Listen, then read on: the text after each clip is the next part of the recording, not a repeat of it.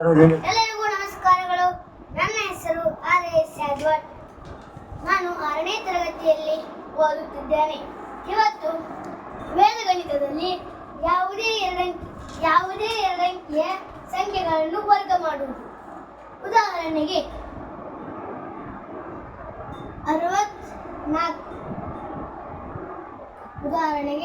64ರ ವರ್ಗವನ್ನು ಮಾಡುವುದು.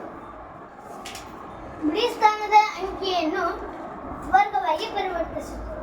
4ರ ವರ್ಗ 14, ಕೈಲ 1. ಆಗ ಬಿಡಿ ಮತ್ತು 10ರ ಸ್ಥಾನವನ್ನು ಗುಣಲಬ್ಧ ಮಾಡುವುದು. 6